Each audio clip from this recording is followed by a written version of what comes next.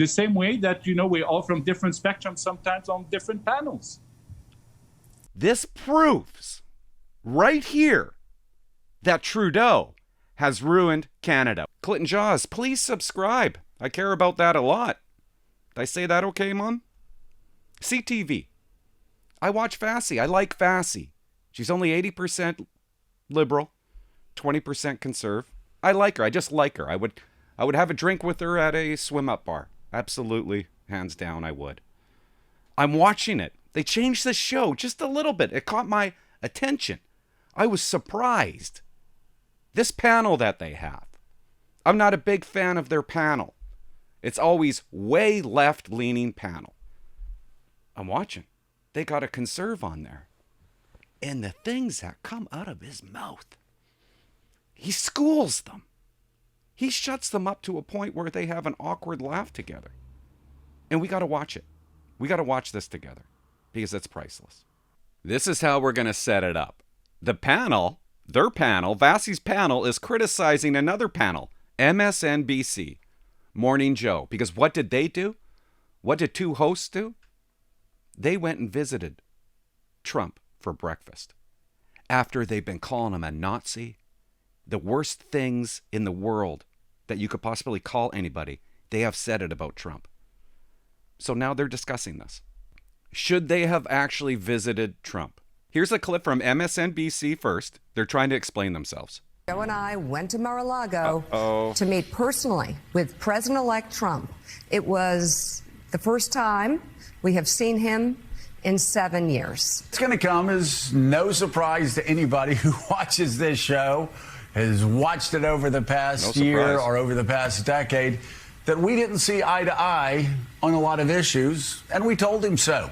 What we did agree on was to restart communications. For those asking why we would go speak to the president-elect during... No, we're asking why haven't you before? Because you're losing your job. Such fraught times, especially between us. I guess I would ask back, why wouldn't we? Why haven't you Joe been? and I realized it's time to do something different. And that starts with not only talking about... Can I just say something, guys? They're sitting beside each other, okay? But it's split screen. It's so weird. And I think they're brother and sister. About Donald Trump, but also talking with him. That's MSNBC Morning Joe host Joe Scarborough and Mika Brzezinski telling their audience this morning they met with President-elect Donald Trump at Mar-a-Lago on Friday. The anchor said, as you heard there, that they wanted to, quote, restart communications with him. In the past, the hosts, though, have accused Trump of fascist talk amid a myriad of other criticisms. Trump, for his part, told Fox News Digital the meeting was extremely cordial, and in many ways, it's too bad, he said, that it wasn't done long ago. Let's bring back the front bench. Dan Moulton, Rudy Husney, Kathleen Munn, and Laura Stone. Kathleen, I'm so fascinated by this. Okay. What's your takeaway? Your people certainly who are watching Morning Joe this morning might have choked on their Morning Joe. You know, after seeing that, it was so surprising.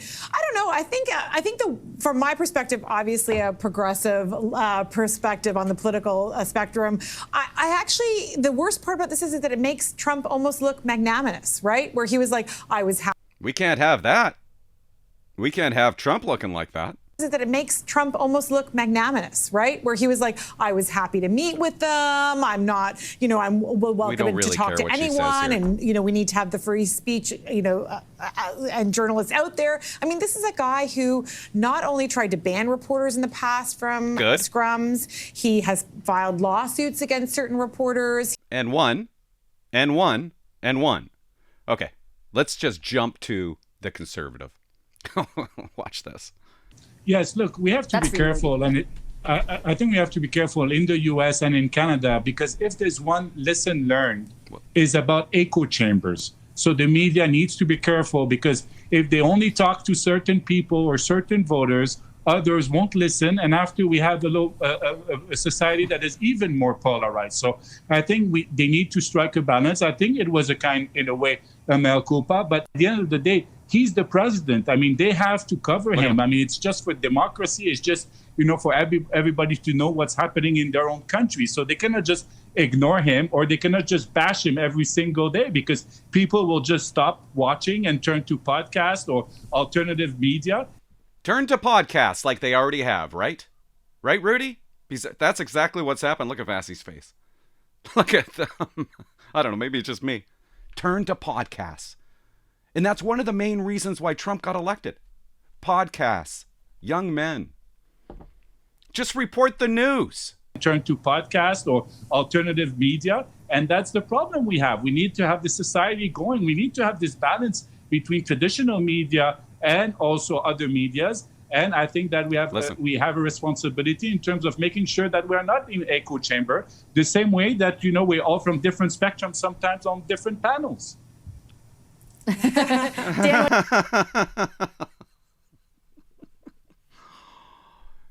guy nails it. He hits it out of the park. They know it, and they don't even know what to say but laugh. Different panels.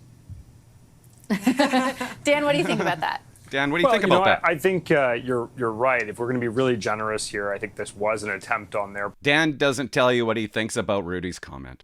If the media, CTV News, only talks to certain people, certain voters, we're not going to listen to you anymore. He's talking to Vassie. And it's awkward for them to hear it. Because this panel is always the same. So I'll give credit to Vassie for having him on and saying it and taking it. And we have already turned to podcasts because of CTV, because of CBC. So CTV, wake up. That's what he's saying. Rudy, he does it again. I want you to watch us. He does it a second time. Right here, they're talking about immigration. They're talking about Trudeau's new video about immigration where he says he's going to cut back on immigration. He says in the video, Trudeau says that basically they made a mistake about immigration. Oops. Maybe we let too many people in. Rudy, let's separate those 2 points. Your take on, do you agree with Dan that the medium is affected? And what about the message? Do you think the message he's delivering will resonate?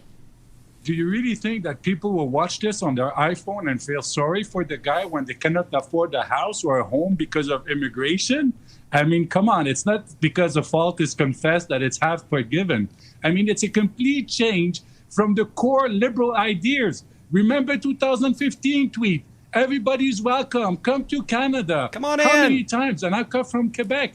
How many times in Quebec there was Roxham Road, there was the Premier of Quebec saying we have too many immigration, be careful, be careful. Even their own civil servant released a memo saying be careful on immigration, and the government didn't want to act. So what is he going to do next? Is he going to say next week, hey, the deficit is too high, I'm sorry, I'm going to lower it. Oh, sorry, we doubled the debt. Hey, what's the next shoe to drop? I mean, all the core liberal values are just collapsing. Look, the reality is that when we were in government in 2015, the numbers were at 250,000, for example, for residents. They're the one who doubled it. When it comes to students, also it was also around 200,000. They're the one who tripled it, even to more than 1 million. And you're saying bad actors. I'm sorry, but under the Harper government, we had what we called visas, especially for Mexico. What did Trudeau did when he got elected? He got rid of the visas. And all of a sudden, what did he do last month or a couple of months ago? He reestablished the visas, the same visas that the Harper government had, that for ideological reason, the liberals say, oh, no, we're going to take out the visas, for example, for Mexico. And all of a sudden, he again changes his policy. So he changes his policy on immigration. He changes his policy on visas. And he's the one who's broken the system. And do you really think that with that video that you're going to watch, you're going to first feel sorry and after trust the guy to fix the thing that he broke? I mean, come on. Kathleen, I'll give you the last word. I just point out, I think... Kathleen? Whatever her name is, she doesn't get the last word. Rudy does. Listen to what he says here. I think it's going to be a delicate balance, and we can't just give up on all immigration whatsoever. Okay, I mean, I don't think anybody is. To be clear, even the opposition parties are pretty careful. Yeah, we go back to the Harper's level government. We go back to the Harper government's level. I got to take a... Vassie says, well, not quite that low. Why, Vassie? We go back to the Harper government's level. And why not go back to what Harper had? Do you guys even know? This proves right here that Trudeau has ruined Canada. What I'm going to read to you right here. Because this guy makes a great point. September 12, 2015, After 10 years with the Conserves, the immigration climate in Canada is now darker and more exclusive than it has been since the 1970s. The need for asylum is greater than ever. The Canadian government defends its decade-long record making admission to Canada harder, more difficult. Now you should make it easy, which we did. To combat against criminals and terrorists, the Conserves introduced pre-admission mandatory detention. Oh no, they're no longer able to get Canadian healthcare services. And what does that mean? What do we call that? We call that cruel and unusual. Thousands of refugees are detained yearly, for a long time sometimes. The government claims that this is essential. The net result of these changes is a significant decline in the number of refugees admitted to safety in Canada. Under the Conservative rule, low-skilled guest workers have become victims. They made requirements for hiring guest workers more stringent. Why? To protect Canadian jobs. And that's bad. Their status as low-skilled makes them legally ineligible to be Canadian, in spite of the evidence that this refusal is harmful to the Canadian economy. What's harmful to the Canadian economy? Maybe too many. And when you click on this, because I couldn't wait to read this. Oh, would you look at that? It doesn't exist. Oh, and this is terrible what they did. The government implemented whereby guest workers can now access temporary work visas that extend for 4 years. After that, they're required to leave and are not permitted to return for another 4 years. If they're illegally present in Canada, they're eligible for deportation, which is bad, right? What else did they do? They implemented a rigorous occupation list so that skilled migrants' admission is increasingly contingent on meeting a labor need in the Canadian economy. Then they imposed caps on the number of applications. It goes on. Oh, and this is awful. High-skilled immigrants are now evaluated simply in terms of the benefits that they bring to Canada. Citizenship as a privilege? Well, that's terrible. You need to do what Trudeau's been doing. Please come in. We'll just take you. Do you have a heartbeat? Come in, come in. We don't expect you to behave like a Canadian. What? Citizenship can now be revoked for dual citizens accused of large swath of crimes. Young and old immigrants must also meet language requirements. The citizen test has been made more challenging.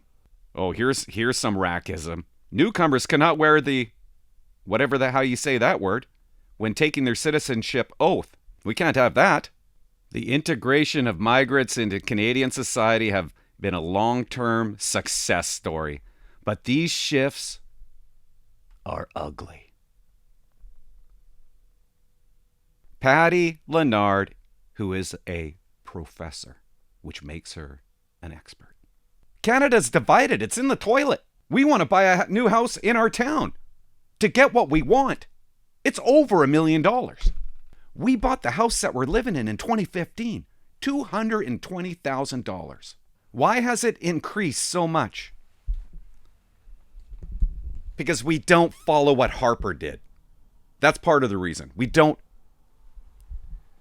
Because Justin Trudeau has been in charge for 9 years. What's that?